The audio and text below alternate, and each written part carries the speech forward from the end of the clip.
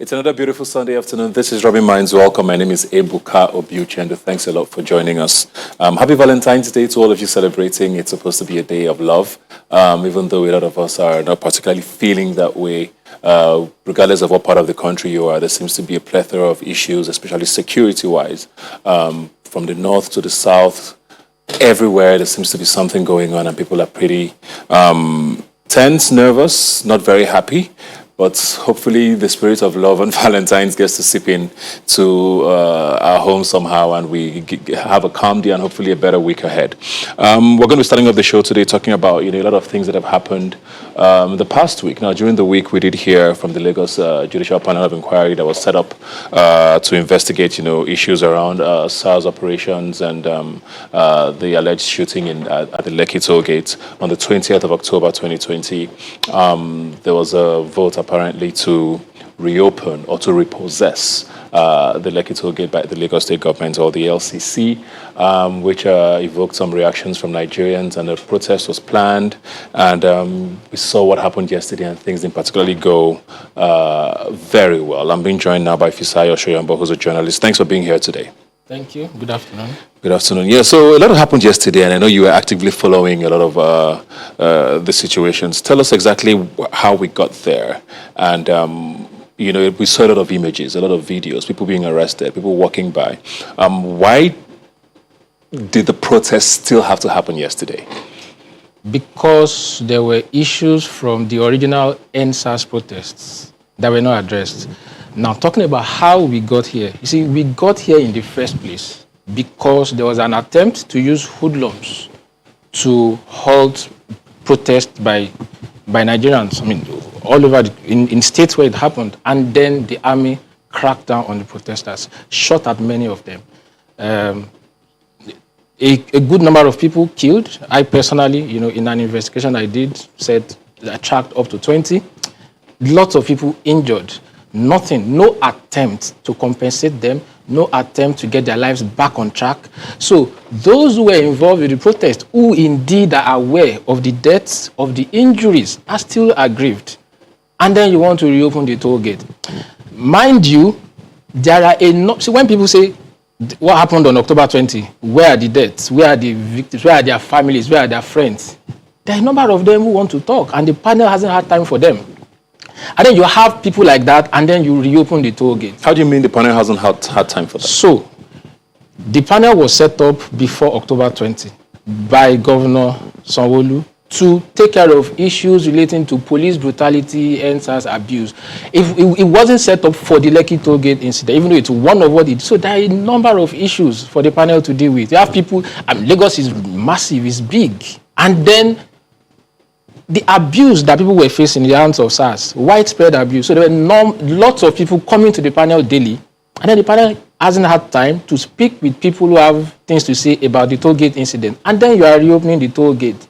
So it's basically, for me, a natural reaction. Even though, as a Nigerian who has followed events in the last few months, I was shocked that people indeed came out. In my opinion, these are some of the bravest Nigerians you would ever find. After what happened on October 20, that there were still young Nigerians who were willing to stake their lives. It shows that we've reached a point where the youth are finally woken up, and you can't keep pushing them to the back. So there's the argument, about the fact that as much as there's a freedom of gathering, freedom of speech and all of that, government also has the right to foresee danger and halt it. People have tried to draw parallels with what happened in the United States, when there were protests on the 6th of January, protesters stormed the Capitol building and tried to, there was a lot of, 5 people died eventually, and we saw what followed immediately. There was a lockdown of the capital city, Washington, D.C., and, protests and gatherings were completely, stopped. Why is that different here? Why can't that parallel be drawn here when on the 20th of October, and it's scenes across the country, like you've said, we saw death, we saw destruction, and government has said, okay, we don't want this to repeat again, and no protests can hold. Why can't that be the same thing? We should never have a parallel in that situation. The guys at Lekki toll gate, did they try to break into the National Assembly? Did they try to break into Aso Rock? Two completely different cases. Not a single NSAS protester who had any weapon. Those guys who went to Capitol, they broke in. Not one, or any weapon you saw on that protest, you need to ask the government how it happened. We saw videos in Abuja here, people in Porsche cars, coming out of Porsche cars, imagine with clubs, with sticks, with cutlasses. And they were in very nice cars. Who brought them? So no point for drawing parallel, because one, these guys were not trying to break into, and they were in a public space protesting. None of them was armed. Not on October 20 or before, not yesterday. Now, we haven't learned in this country. If you look at some of the earlier in February was the 50th anniversary of the death of Kunle Adepoju at the University of Ibadan. What happened? Police tried to intervene with force. Same thing with Ali Must Go protest. It had started for a few days. It was peaceful in the 70s, I think. And then the police tried to, stop it with force at Unilag. And then it spread to other schools. We have not still learned all these years. And it's a shock that the military hasn't learned. Those in charge of the use of force officially haven't learned that when you try to break up protesters with force, you don't quell it that way. They still come back. What the police needed to do yesterday was just stay and watch them. Look, these guys would shout and scream from morning to evening and get tired and go home. And nothing would happen. Yes. They arrested Domoyele Sowore on the eve of... How many people were at that protest? Even the revolutionary protest that started in 2020. In places like Ondo, Ekiti, where you arrested, how many of them? Ondo did not have up to 100 protesters. What are you saying? What problem, what havoc were they going to wreak? The panel, as a matter of fact, should have known that it was going to be in bad taste to allow for the reopening of the toll gate. Why? Those who were heavily involved in the protest have said that members of the panel, like Reno, who resigned, and the other guy who jointly signed the statement, I said the LCC has not cooperated with the panel in trying to unravel what went down at that toll gate. I've spoken with 1, 2, 3, 4, 5, 6 people who had tried to approach LCC before October 20 to say, we are doing candlelight, 8 p.m., 9 p.m. for people killed by SARS in the past. Can you please turn off the light? And they said, this light has never gone on. So why did it go off on October 20? Unanswered question that only LCC, can help unravel. And it hasn't happened. So if you have a body that has not cooperated with the panel, and you are saying the toll gate should be real, it's in bad taste. Yes, it's a business venture at the end of the day, people are employed, but you also have to understand that lives have been lost. People have been maimed. Waking up on one day with your 2 legs, and then you are back in the evening, one of your legs has been amputated, or 2-3 days later because we are at the toll gate. There are unaddressed issues. And until if the government is serious about addressing the worries of the protesters, the government knows where to find them. Government agents know where to find these people. The people who called Dabira Adeyinka and threatened, the person who called is linked to the government some way or the other. This guy says, look, we are the ones benefiting from the state, and you can't come and disturb us. This state has been in existence long before you. Stop all what you are doing or we kill you. The punishment for sin is death. And that guy says that guy is linked to government some way. You get?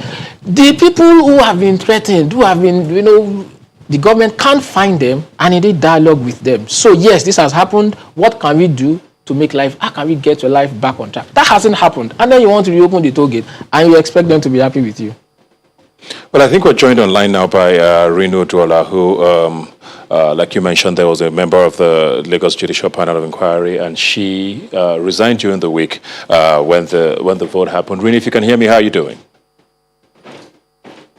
Hi, good afternoon, Ebuka. Thank you very much for joining us. First of all, you have had your bank accounts closed at some point. I know you also had issues getting your Nigerian passport renewed and all of that. Why was this the breaking point for you? Well, it's been something that I've been thinking about, when my bank account was frozen, I really didn't think much about it because I knew that despite everything that would happen or that is happening or that happened, we have to get justice for victims was the utmost priority. Then followed by my passport being seized and a lot of other intimidation tactics the government was using. I still, kept believing that the panel would give justice to those victims. But however, when it came to the decision on the toll gate, my loyalties have always been known from the right from the start, and my stance has always been known.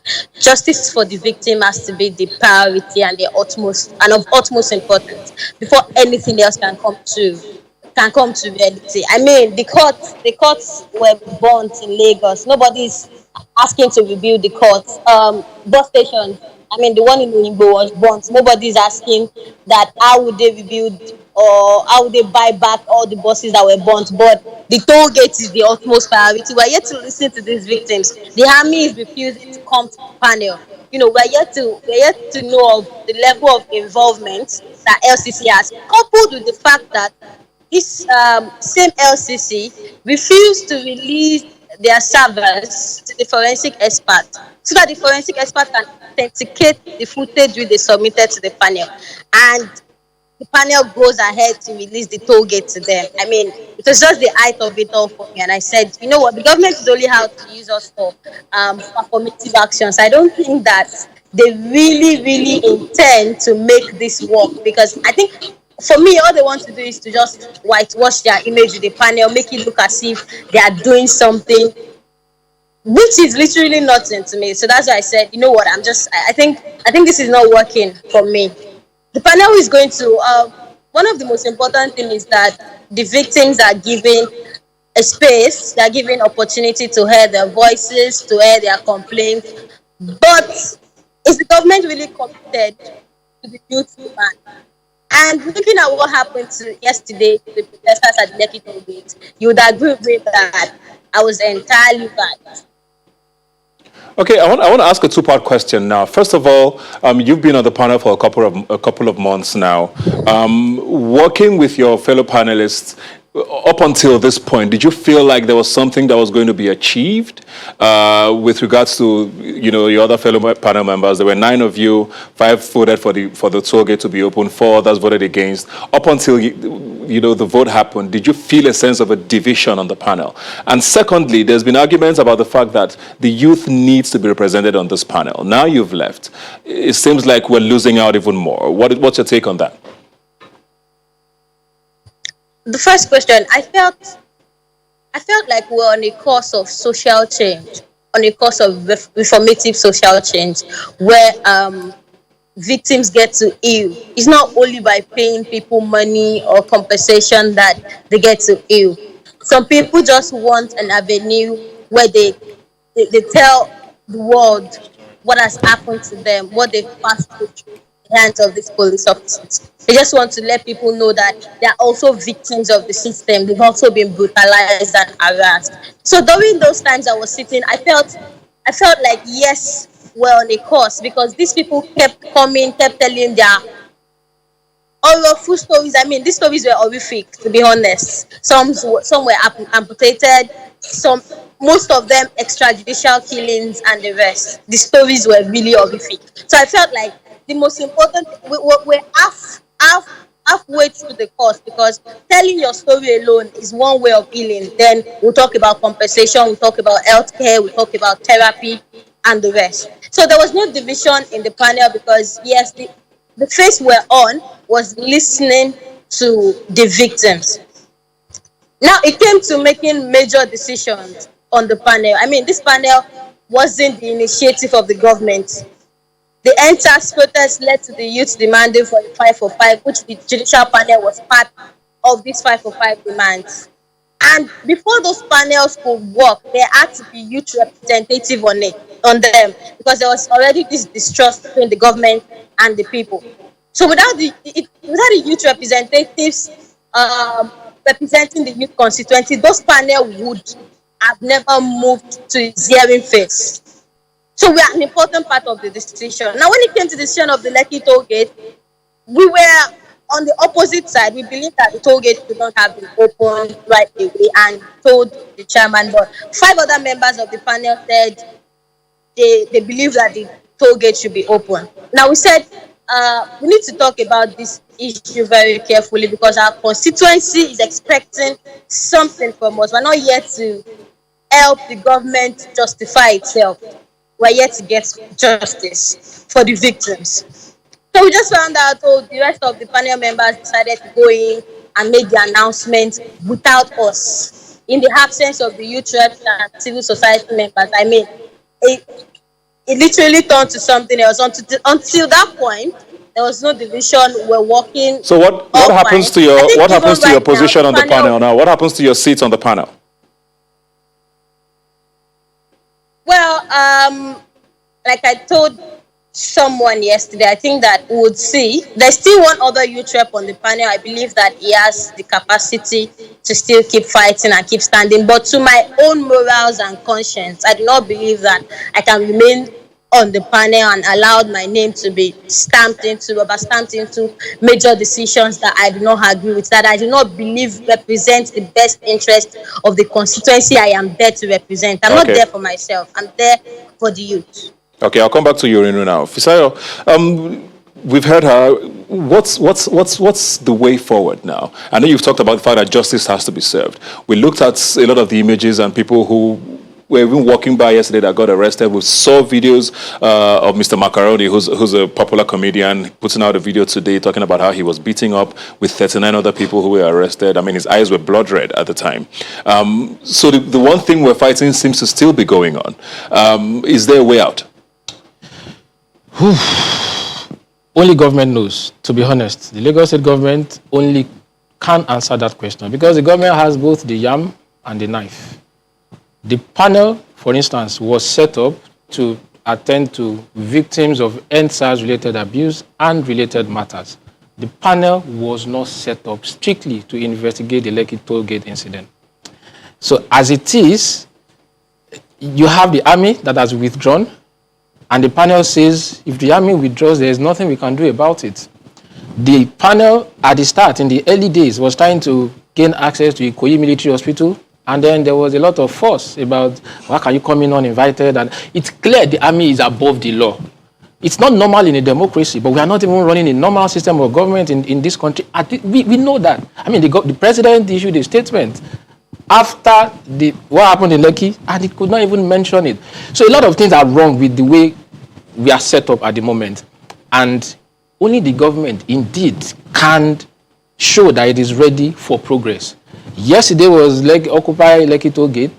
Policemen came, arrested people unnecessarily, beat some of them up.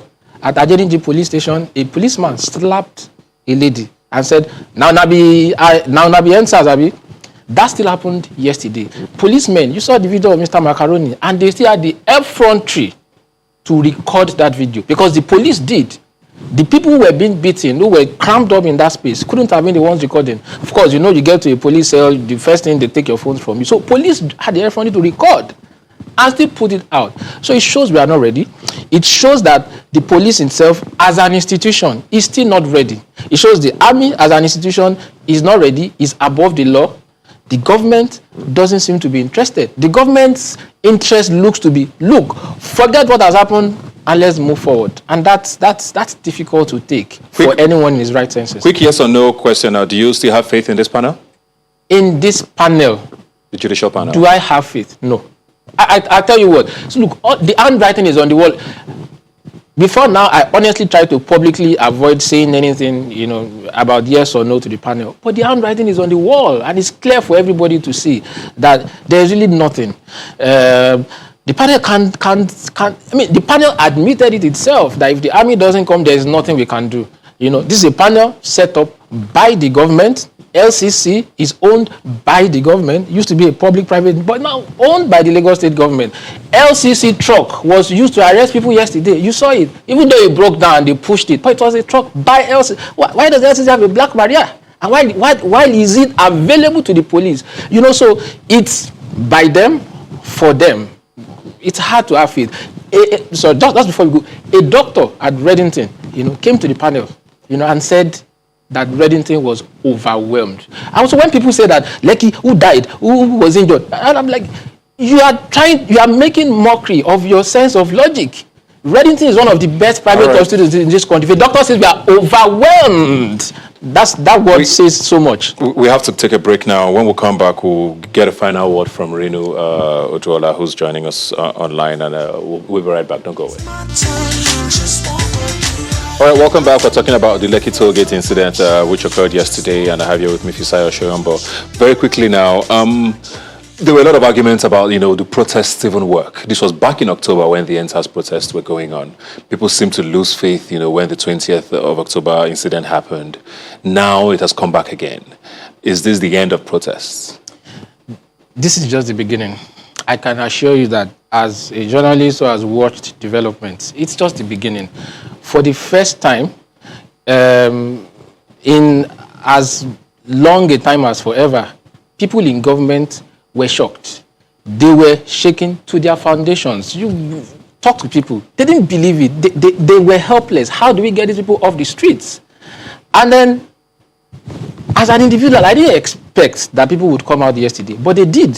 In fact, I didn't believe it was going to hold until the eve of, of the protest. And I spoke with people and I said, look, we are coming out. Nigerian young people have seen that they can indeed be powerful. It's not going to happen overnight, but it's clearly stated already that these young guys are not willing to run into hiding. Yeah. There will be more protests. It's just a matter of time because I don't see things changing. I don't see the people I don't see police brutality stopping, even if slightly it can reduce. The things that brought people out. Look, a lot of people, young people, went to that protest ground. I can tell you, because they heard there are drinks, there's food. And then it's not bad. They are saying they want a better Nigeria. Let's ask for a better Nigerian and drink and eat while doing it. There's poverty. These things are still there. Until you solve all those problems, people will find avenues to connect with those who call for protest.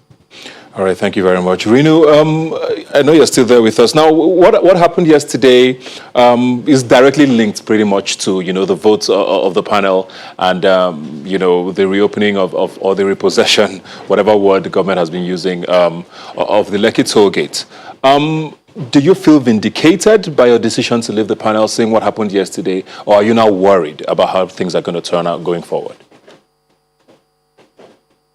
Both. I would say that on one hand, I feel vindicated that this is what I was talking about. On the other hand, I'm very worried about what is going to happen next. Because you don't expect me to remain on a panel that is supposed to be for restitution and reconciliation. A panel that the government said, oh, you know what?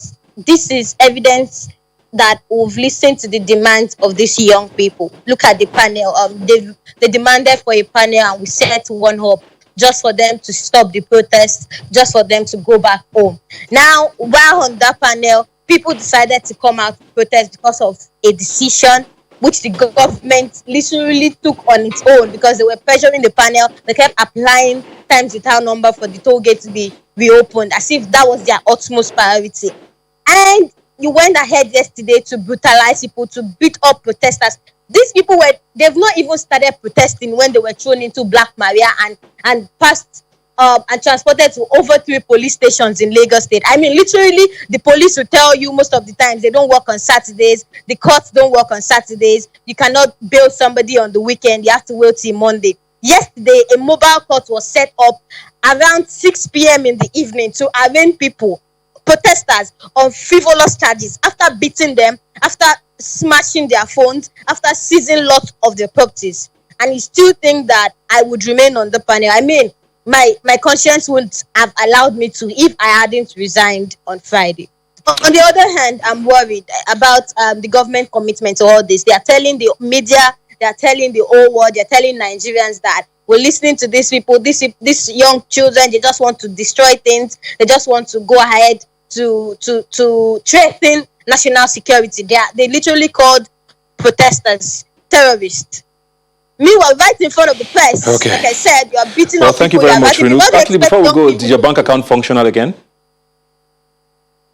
Yes, it has been unfrozen after the court ordered CBN. Renu, can you hear me? However, we're still going to go ahead to sue Central Bank of Nigeria because they said they were going to make investigations. They accused over 20 people. Okay. Can you hear me? Of money laundering and terrorism, and they didn't do any investigations. All right, very well. Thank you very much, Rino Duala, and of course, Fisaya Shoyombo for joining us on the show today. This is a very fast unfolding scenario across the country. Like I said, this is not just about Lagos. Yes, Lagos was pretty heated yesterday, but we saw crazy scenes yesterday in Oyo State. There were tribal clashes allegedly. There are things going on in the north, in the southeast. There's just so much talk about insecurity, and it gets a lot of people very worried. And we're hoping that 2021 will be a little different and better than 2020 was, and we can only call on the government to continue to do their part and hopefully starts, the tough task of fixing things for us. We're going to be switching the conversation now, and I'm joined now by a superstar, a TV presenter, actor, and someone who I know is also very passionate about Nigeria. Nancy Sime, thanks for being here today. Thank you so much. Good afternoon, Ebuka. Good afternoon to you too. Thanks for coming. I mean, just quickly, from what we're talking about, I'm sure you saw all of the scenes that happened yesterday. Yes. Probably the same question. Are you worried? What do you feel when you think about Nigeria in times like this? If there's no one that does not feel rage and sadness and anger, then that means there's something really wrong. I mean, all of these things are quite tiring, especially living in a country like Nigeria. I feel like we, the youth, we're doing everything we can to, survive, to fend for our families, to be happy. And then there's just this force that's like you always have to fight with and just battle with to be this way. And I remember yesterday, my show had just premiered and I was feeling really good. And then yesterday I went online and I saw the videos of, people in the bus and what they were going through. And I can't lie to you, I dropped the phone and I slept for a long time. I was tired, like emotionally tired. Like, what is going on? Like, what can we do to just be happy as people and not have this force that is just like, it's almost like a battle between the youth and the government. And I don't feel like it should be that way. Yeah. Whatever we're doing is so that everyone can enjoy, because at the end of the day, enjoyment is important. Yeah. So we're fighting for the police as well. We want better for them, but it seems like they feel like we're not on their side. And I can understand because majority of the protest was hijacked by hoodlums and we lost police and all of that, but at the end of the day, we all can't be bad. So there should be a middle ground where, the government listens to us as calmly as possible, not with the way they treated us. That is dehumanizing. I mean, you work in media. Do you feel a certain sense of, if I want to a better word, pressure, to, lead things like this or be a part of things like this or always lend your voice, to causes like this? For sure, the pressure is there. Sometimes if I don't have enough information, I try not to speak. I like to do my research and be sure of what happened because I understand that at times like this, there's so much information in the media and people are bringing up old videos that didn't exist. So it is also my job to be sure of the information I'm passing out. But yes, of course, there's pressure because everybody wants you to post something. In my DMs, it's like, post this, it's like, post that. Yeah. And I'm like, I can't verify this. But I'm doing the best that I can. I feel like even the youth, we, the youth of these days, we're doing everything we can to put Nigeria on the global map and make people say good things about Nigeria. Yeah. So it's very tiring when we're putting all these efforts to put Nigeria out there, and there's just this, you're doing this, and then the next thing is news about something happening like this. It's just like, well, at what point does it stop? Yeah. I totally understand that. Well, speaking of media, congratulations. Thank the Nancy so Sime Show, Thank you. Second season? Yes, please. Just premiered. Yes. How was that? I mean, because 2020 was a tough time for a lot of people. There was COVID. Mm-hmm. Work pretty much stopped, not even slowed down, stopped for a lot of people. Mm-hmm. How did you manage to still go through that and, start working on a new season for this? I mean, luckily I'd already recorded the season. About 3 weeks or a month later, we went into lockdown. So I had the time. So the release was just delayed? Yes, the release was delayed, of course, in the pandemic. Brands I was talking to also said to hold on, so that's what delayed by a year. Actually, this time last year was when we were filming. Around this time, on Valentine's Day, I remember I was on set till late, but through the challenges, I'm someone who just I love challenges. It can be tiring at times, with a lot of tears. You know how these things go. You're just like, why did I even bother to even start? I should have just left myself, the way I was. I wasn't living good. And I feel like owning your own stuff means, like I always say, it means totally saying, I barely want to sleep anymore. Yeah. You know, I want to cry a lot. It's like telling yourself that now it's time to actually suffer, because you have so many people who are working and putting things together, and the people who are looking out for it. So even while we were not on TV, people kept sending me messages, even when I was having a bad day. When is the show coming back? And I'm like, I'm trying, we're working. You know, but it's in the baby faces, and I'm so thankful, because I feel like anything that is so hard to like pull together shows that there's something good there, that there's gold there. So I'll keep digging and keep digging, you know, until we can relax and have people take over. But for now, I'm literally doing all the work and putting my hands in as much dirt as possible. Yeah. Of course, with a fantastic team, please. Of course, you can never forget them. Yes. Well, you've evolved pretty interestingly, from modeling to TV to film. You know, it feels like there's so many parts to you. Yes. Was this always the dream? You know, this evolution? It wasn't. Or it just happens as you go along? It just totally happened. I think for me, I'm a workaholic. I'm happy to take work from anywhere, anytime, any day, as long as it sits with my conscience and as long as it doesn't take me out of my comfort zone entirely. I mean, of course, the sleepless nights are welcomed and all of that. You know, there are challenges. But for me, it's just always been about, I started as a young child. You know, when I was still growing up, I used to tell myself, I can't wait to just work. I just had to make money and not depend on anybody in this house. If only it was that easy. I tell you, so that's how I started. About at 17, I was out of the house. I was doing ushering jobs where I had to stand, wash plates, welcome guests, stand for hours, stand in the sun, always be out. And in as much as it was very tiring, I was happy because I was making my money. I was almost completely independent of my family from the 10,000 naira I was making from ushering. And then from there, modeling started. A beauty queen, you know, the beauty pageants came in, and then acting came in, and then presenting came in. So I'm a huge believer that there's a divine plan for everybody. And I just feel like I'm going through my own divine plan, and things are just falling in place as they should. So I'm not trying to force any outcome. I'm not trying to force any future. I'm just taking one day and I'm just present in the present and enjoying it and just soaking it up and making sure. I always say something. I feel like every opportunity that is sent your way, if you can just focus and be consistent and kill it, it unlocks the next phase, because I don't even know what the next phase will be. I mean, this phase now is the executive producer, show creator, founder of a studio phase for me, and I know that there's still many other phases. I'm just 29, so I still have a long way to go and a long life to live, but I'm excited to do all this. There's a general belief that you can be jack of all trades and master of all. You know, people always say you have to be centered somewhere, and then, you know, you have things that might, you know, sort of bloom from there. But I mean, you act, you're TV presenting, you're a producer now. You probably still model on the side. I mean, how are you? Does it feel like there would be distractions from all of these things on the other ones? I mean, what are you centered on? I'm going to just say scheduling works. The ability, I feel like as humans, we're capable of doing a lot of things and doing them well. But some of us just do not unlock that potential. So, for example, I'm here today talking about the Nancy Sima show as the executive producer. I'm going to talk to the publicist, whoever's running the show, running everything to make sure everything is okay. It's showing tonight on television. I'll make sure that is good. Tomorrow, I'm on set to act a film, you know, which I've been booked for a while. And then on Friday, I have about 2 days to do other things. And then on Sunday, I host the headers. And then it continues back on set. So all I just do is, I don't feel, yes, of course, it's better to be grounded in something. That's why I'm not out here throwing my singing songs and recording and managing people and mentoring people. I know what, and that's why I say something all the time. I feel like I'm in my most selfish years where I'm very concerned about me. So being all about myself has given me the time to work on myself and have time to do other things. You know, I, of course, left modeling by the side because it was just too much, you know, and I don't know what next is going to go, especially with this new phase, which is the executive producer, show creator part.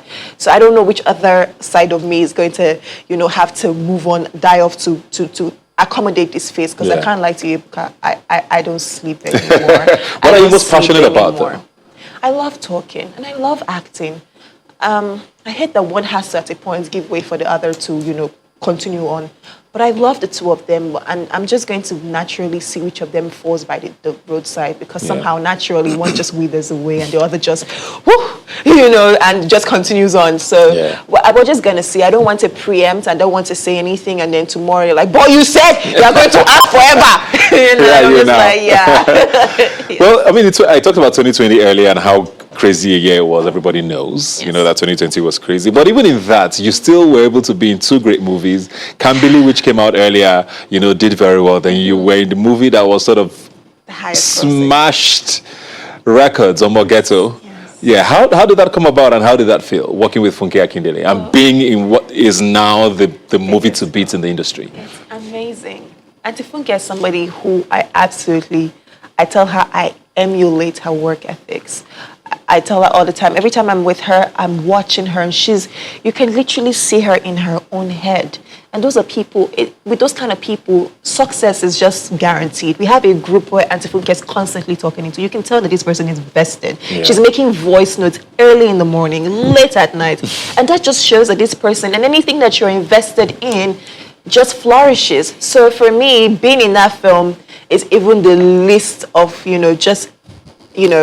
appreciating the superwoman and the super couple called Auntie Funke and JJ Skills. They totally killed it. This is all about them and the hard work that they put to ensure this, and casting right, putting all the right people in the film. It takes a lot of hard work. So they saw it coming, and I'm very happy for her because she had sort of a challenging year with what had happened with the whole COVID situation. So for me to see her smile at the end of the year, it's actually really cool. Were you surprised though that it broke the record? I wasn't surprised. Considering the year, like you said, I mean, people were worried about cinemas, people going to cinemas, and it did it pretty quickly. Yes. To be honest, during the pre-screening, everybody kind of knew that was going to be the #1 film when we went to the premiere. So I was surprised about the numbers because, as at 2 weeks ago, it hit ₦500 million, and I was like, wow. But the way it was growing, in 10 days, it made up over 200 million. I was like, if this will not reach 1 billion, They don't try. You understand? So I knew it was coming. And the way she's pushed and everybody pushes anyway. Let me not come and act like, she's the only person who works hard in this world. But I like her a lot. So I'm happy to just see her happy. Are you going to be producing movies too? No. Is that the plan? You want me to die? Am I not going I'm not through saying do enough? it now, but I mean, you're producing now, even if it's your talk show. But I mean, movies are, of course, a whole other ballgame. Yes, But is it something you probably would consider? For sure. I mean, I don't want to leave the movies anytime soon. Even if I stop acting, I think I will still be very much involved in the movie industry. Yeah. How, I really don't know yet. Either producing, directing, but I'd like to get proper knowledge because I feel like the me learning on the job and just swinging it as it goes has brought me this far. But I don't want to take that chances when it comes to the movies because already the market is so saturated. So I feel like in order for me to even come in, I would love if I find the time to really take my time and learn the art and just make sure that I'm contributing to Nollywood, which I love so very much, which is why when anybody asks me the question, Hollywood don't call, I say, who go there? So who go act in film for year? If you dey pray, make I go Hollywood. Who go come there, come act in film? So I'm very passionate about Nollywood. I feel like, yes, people do not cut us to slack. They're always judging, but we're trying our best. We made 500 million. So if you still do not believe in Nollywood, you are missing. Jump on the train before Oyibo comes here and come and start jumping on the train first. So, before you. Well, let's wrap up now. With the Nancy Simba show. New season. What guests should we be expecting? Yes, this season premiered with Don Jazzy Yes, and some really juicy information that he passed there. And there are people like Waje Omawumi, there's Peruzzi, the small doctor. Sheon Kuti gives us a really good performance at some point. We have, and it's not just celebrity based, we have some people who are absolutely inspiring when it comes to their lives. We have children stars, child stars. It's just Bovi it's 14 weeks of premium content, social media, comedians. This season honestly is packed with. Where can we catch it? You can catch it on African Magic Urban every Friday 9:30 p.m. on AIT every Saturday 9 p.m. and on HIP TV, which is today Valentine. If you're home, I have entertainment for you. 8:30 p.m. Settle down and watch us and just have fun. All right, welcome back. Now we're going to be talking finance. Now, the National Pensions Commission recently made an announcement that a lot of us who are not very versed in that space are trying to get to understand. I'm joined now by Tunji Andrews, who is a financial literacy advocate. Thanks for being here today. Thank you for having me. So help us understand this, movement on commencement of transfers between accounts with the PFA. What is that exactly about? So you want to think about it like the way the football transfer window happened. So naturally, when prior to now, if you were with a pension fund administrator, you were stuck with the person. So if you didn't like their service, they were not treating you well, you preferred another PFA, you were stuck. But Pencom has now created a transfer window that allows you to be able to port from one PFA to another. So it's open, and if you want to port, this is the time. Okay.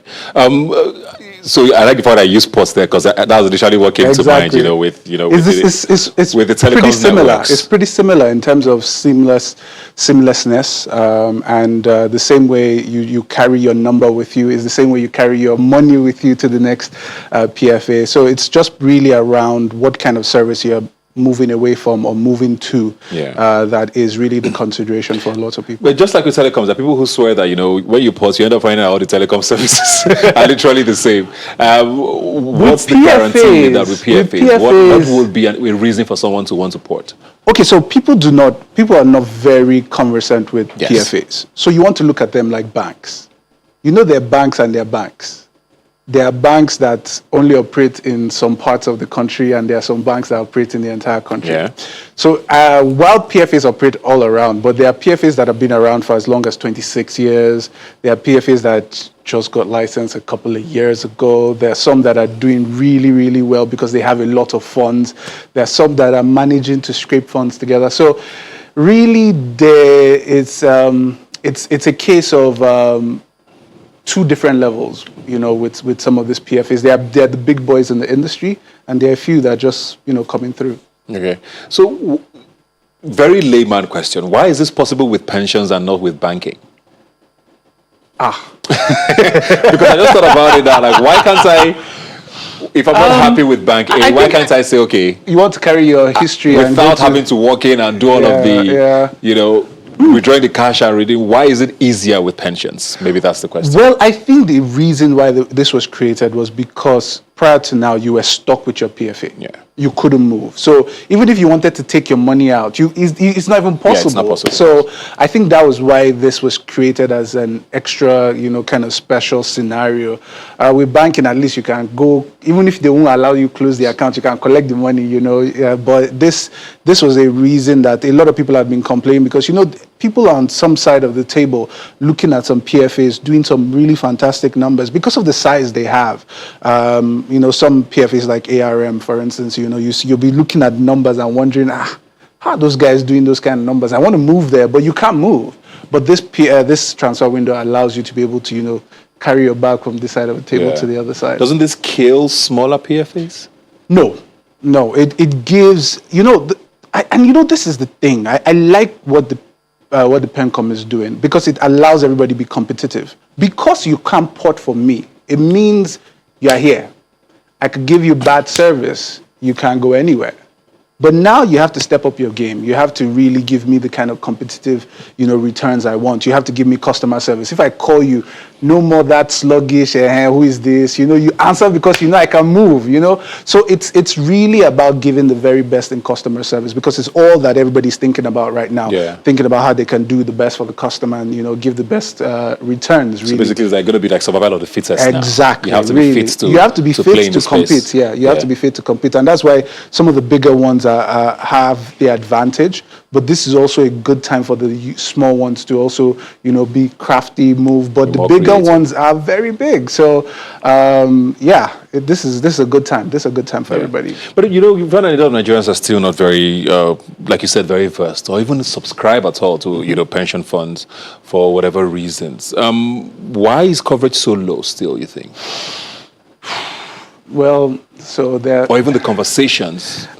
So this is a conversation I've really plunged myself into recently, and I realized that there are so many things. First of all, there's the tradition in Nigeria. The average Nigerian sees, and I'm not talking about you and I. We're not the average Nigerian. The average Nigerian sees having multiple children as their pension, their retirement fund. So you have 6, 7, 8, 9. At least one go blue. Exactly, you know the rule.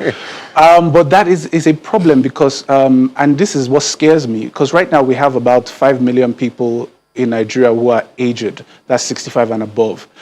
In another 20 years, imagine what happens when the Sorosuke generation grows into that age. We're going to have an explosion, and there's something called aged poverty. We don't want to experience it in Nigeria, but that is not real to us yet. So the conversation, people like me are just trying to push that conversation with a lot of people, educating, letting them know that if you want a certain type of retirement, you have to start planning for it today, saving aside a little bit of money. So that is what we're doing. I've been doing, if you look at my timeline, is well what I'm doing, conversing, telling people, you have to start saving right now for the future.